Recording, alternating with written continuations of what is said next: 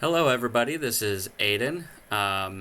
Welcome back to my MasterCam introduction and tutorial. Last time I covered how to actually get MasterCam 2021 Demo Home Learning Edition, and I introduced you to a couple of the different tabs up here. One tab that I forgot and I will cover for now is the Files tab over here, which, if you're not used to a computer, this is so that you can make new MasterCam files, open old MasterCam files that you've made, save your MasterCam file that you have, and save it as a different thing if you want to do that, and merge other drawing files or DXF files or things as such into your MasterCam file. So, we will go ahead and review these pages. I do recommend clicking in the description below for the previous episode if you are new to this channel, and start from the very beginning as we go along. So, this is your home tab. As a quick review, allows you to change the color and shape of and size of your lines, points, and other entities. There's your delete function over here. Allows you to delete anything that you need deleted. You have your analyzing functions over here to let you analyze certain dimensions, and you can even edit some of them. Then you have your Wireframe tab up here next to the home page, which is the basic drawing needs: your points, your lines, your circles, your all sorts of squares and rectangles, and ways to edit them.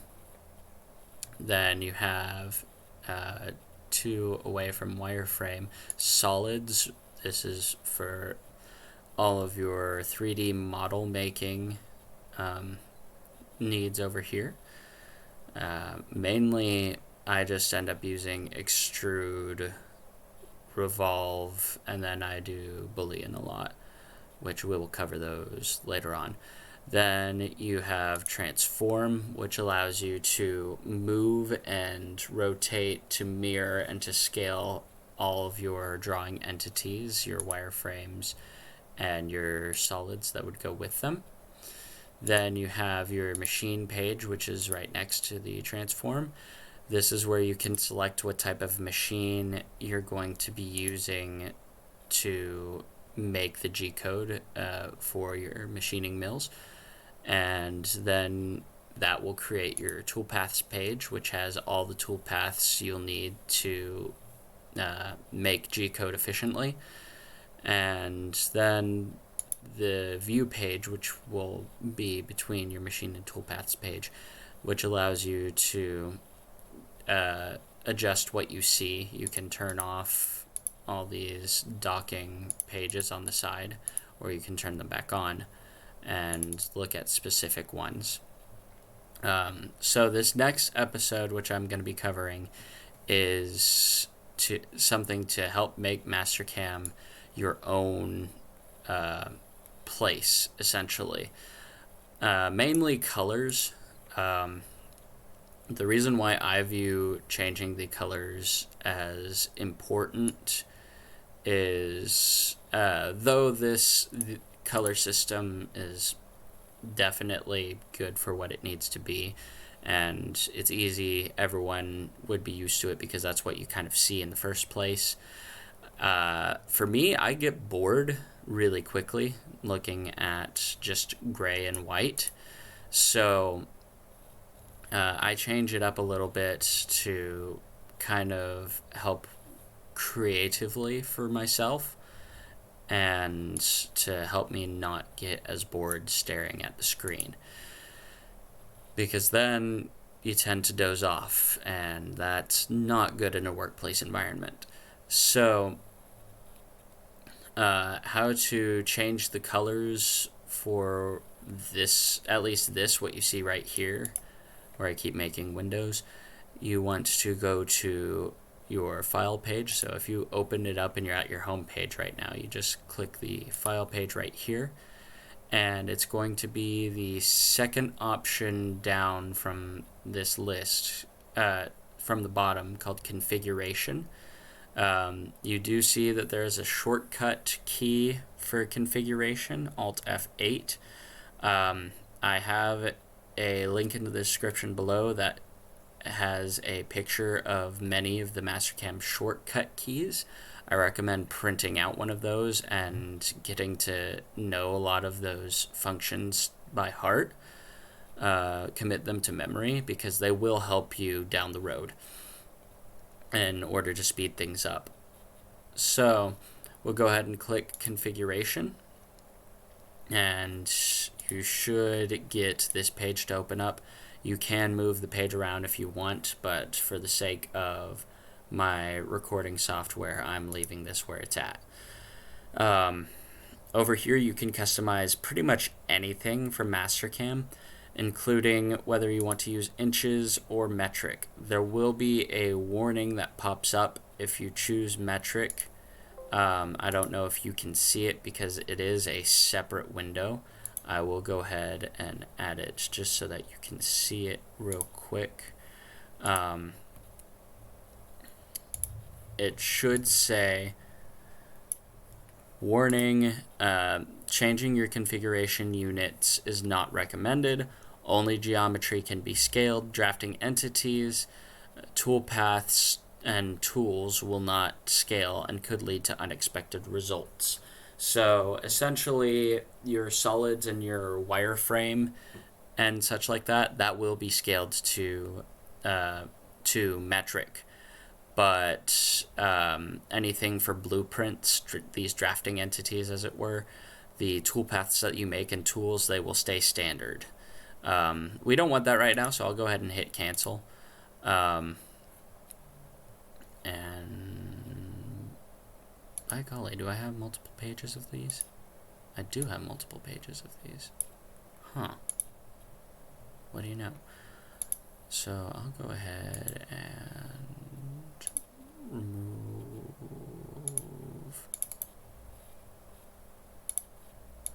that one. There we go. Apologies there. That must have been confusing. Only one page pops up. That was my recording software glitching out on me. So one thing you'll need to get used to with MasterCam are these windows that pop up and this list that goes down on the left side. You're going to come across a lot of that, especially in toolpathing.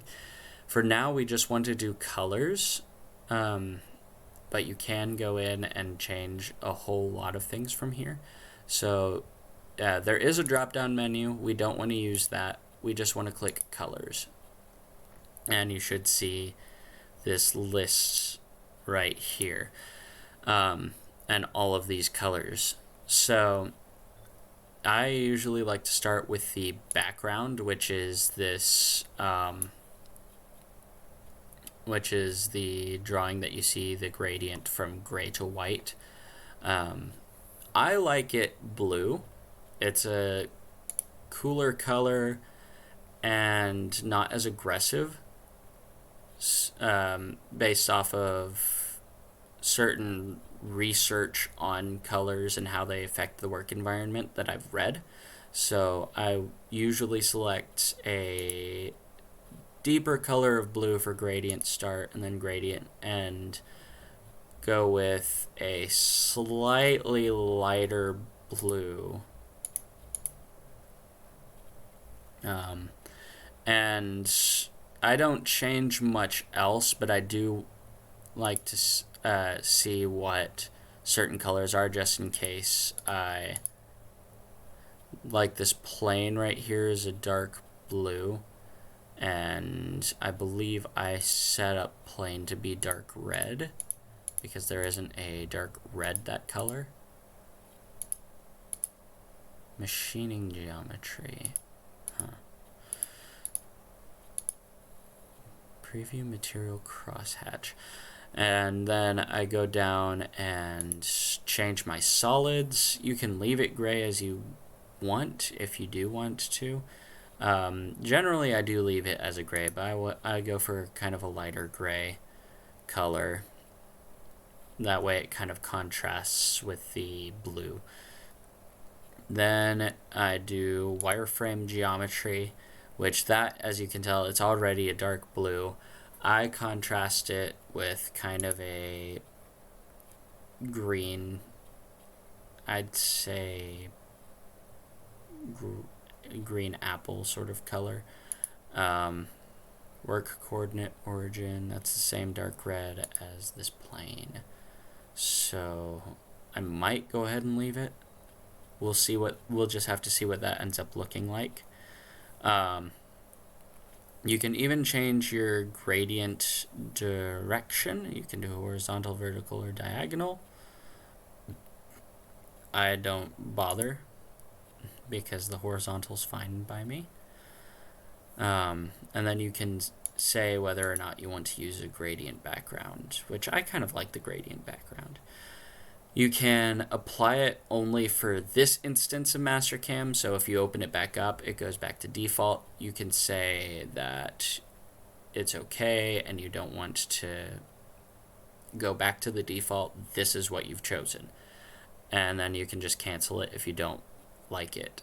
So I'm going to go ahead and hit OK, and a new window popped up. It should, I'll go ahead and show you what it looks like here in a second.